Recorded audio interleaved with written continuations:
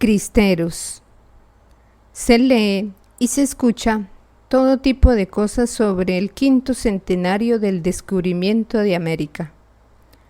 El aniversario ha generado un río de palabras en el que se mezclan verdades y leyendas, intuiciones profundas y consignias superficiales.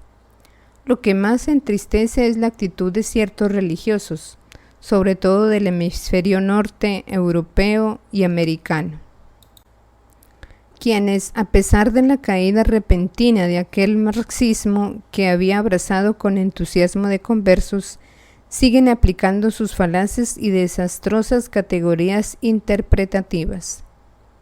Hasta hay frailes y monjas que públicamente critican a los misioneros cristianos por haber destruido estas bonitas idolatrías precolombinas, esos fetichismos feroces que en el caso de los aztecas tenían como base indispensable el sacrificio humano colectivo.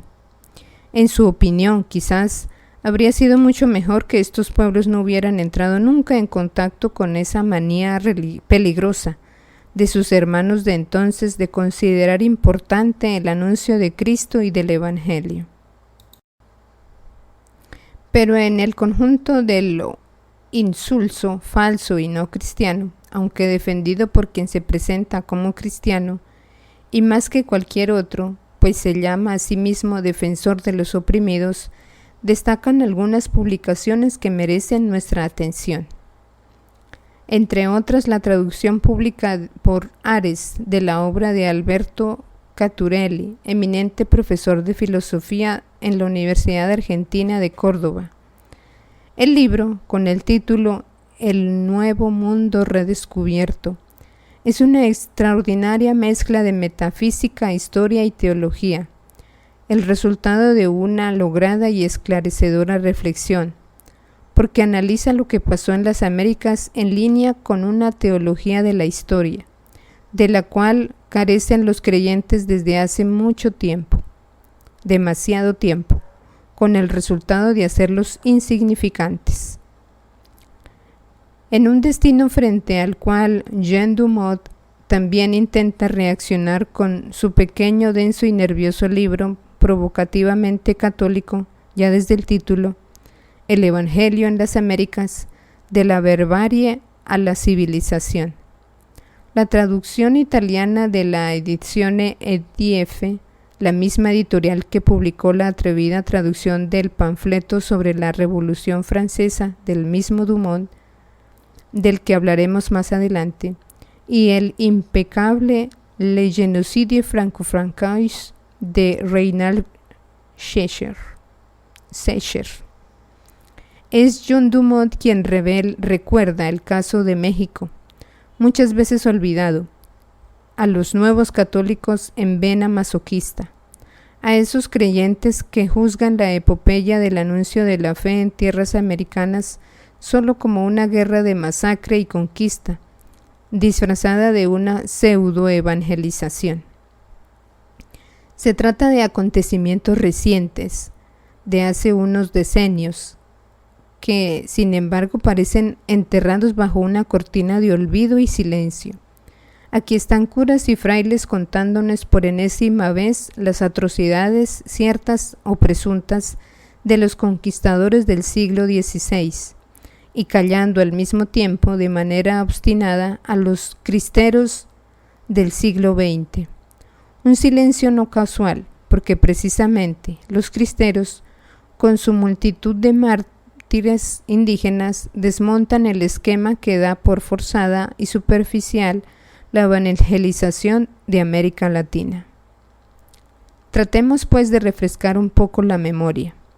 Como ya hemos recordado los capítulos dedicados a la leyenda negra antiespañola a principios del siglo XIX, la burguesía criolla, es decir, de origen europeo, luchó por liberarse de la corona española y de la Iglesia, y tener así las manos libres para explotar a los indios, ya sin el estorbo de los gobernadores de Madrid y los religiosos.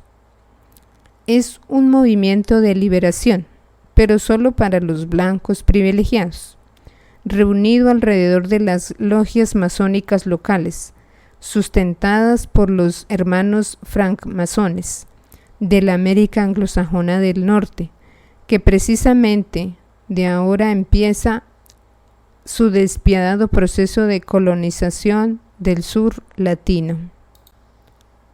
Las nuevas castas, con el poder de las antiguas provincias españolas, llevan a cabo una legislación anticatólica, enfrentándose con la resistencia popular, constituida en su mayoría por aquellos indios o mestizos que, según el esquema actual, habrían sido bautizados a la fuerza y desearían volver a sus cultos sangrientos.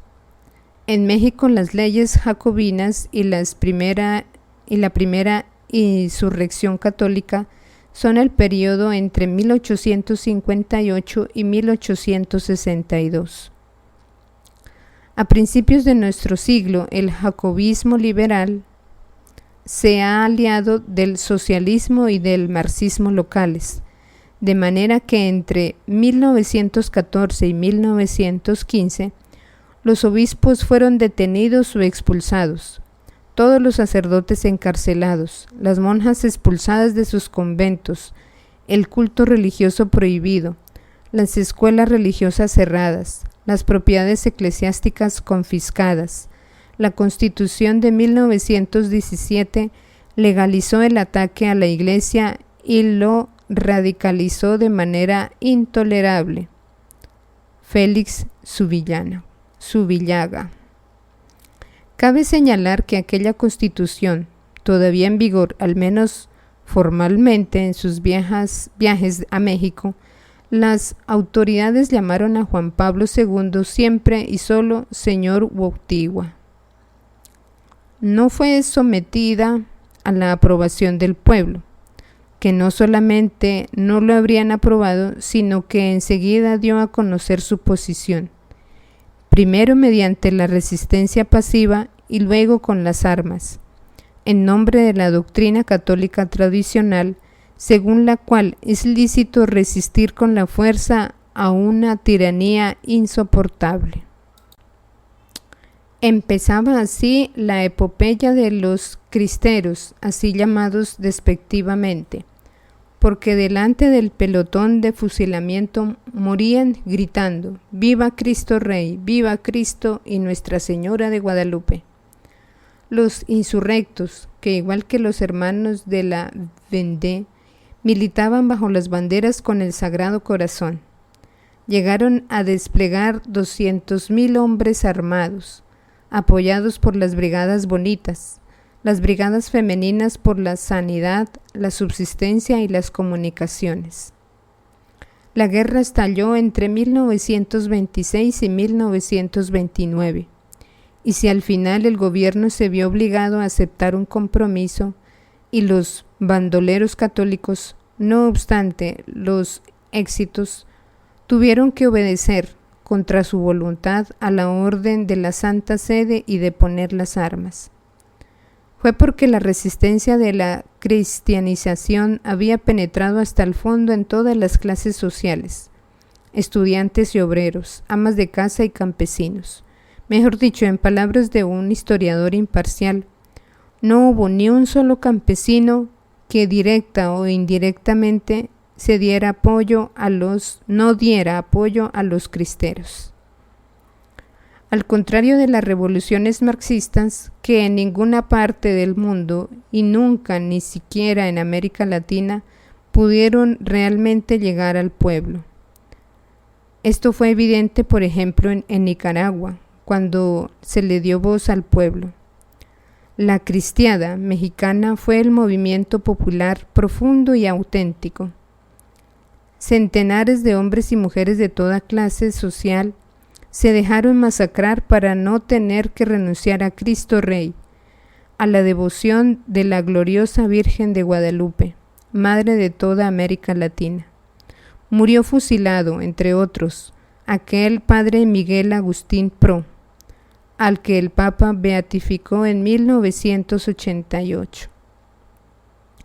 La resistencia más heroica se dio precisamente entre los indios del México central, que había sido cuna de los aztecas y de los cultos negros, mientras que la casta de los indios en el gobierno venía de las regiones del norte, escasamente cristianizadas a causa de la supresión en el siglo XVIII de las misiones jesuitas. La lucha de los cristeros en defensa de la fe fue una de las más heroicas de la historia y ha llegado, aunque en formas no tan cruentas, hasta nuestros días. A pesar de la constitución atea vigente en México desde 1917, quizá en ningún otro sitio Juan Pablo II ha tenido una acogida de masas más sincera y festiva, y ningún santuario del mundo es tan visitado como el de Guadalupe. ¿Cómo explican esta fidelidad los que nos quieren convencer de que hubo una evangelización forzada, que se impuso la fe usando el crucifijo como un garrote?